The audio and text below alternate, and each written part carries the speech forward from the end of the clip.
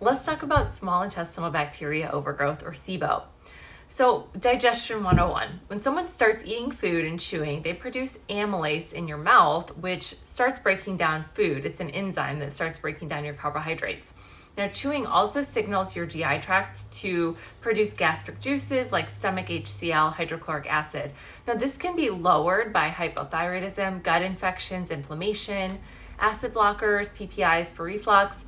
But once in the stomach, acid breaks down our food and releases it, but if it doesn't get broken down enough, the stomach rejects it. It sits there too long and sort of pushes it back up, which is where you get that feeling of acid or GERD.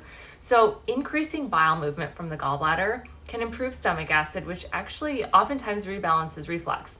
Now, where SIBO fits into the picture, our bacteria should mostly be in our colon, but when it gets into the small intestine, which is about 20 feet long compared to our colon, which is 3 feet long, most of the microbiome, that's where it should be, is in the large intestine. But if that ileocecal valve that connects the large and small intestine gets opened up or propped open, clogged, from parasites, slow motility, with issues with the migrating motor complex or vagus nerve, you get this backflow of bacteria into the small intestine. Now, with SIBO, you need to make sure that the bowels are moving enough. And typically people fall either on the methane side with constipation or hydrogen dominant diarrhea.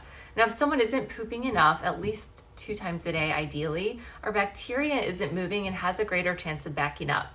Now, if it's moving too quickly through, it can mean dehydration and nutrient deficiencies. However, if the liver or bile duct gets clogged up from toxic burden, infection, things like that, we need to consider the whole microbiome and detox pathways, the gut, liver, kidneys, and gallbladder. I really like a broad spectrum herbal approach like Cellcore or Biocidin to knock back those overgrowths and break through biofilms without disrupting our healthy gut bacteria. But you can also consider intermittent fasting or bone broth fasting to starve off bacteria. Breath tests are not very accurate and pretty invasive, so I like to run a comprehensive stool test just to see what's going on in the gut microbiome from end to end, where there are infections, pathogens, inflammation, digestive insufficiency. If there are markers of SIBO overgrowth, that gives us a roadmap for knowing exactly what's going on in your unique microbiome and how to address it.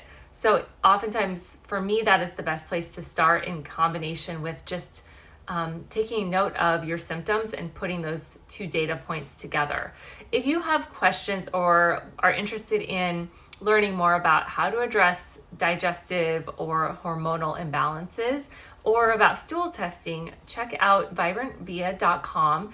You can reach out to me through there to schedule a free call, or you can send me a message through Instagram at Sarah Beth Bartle.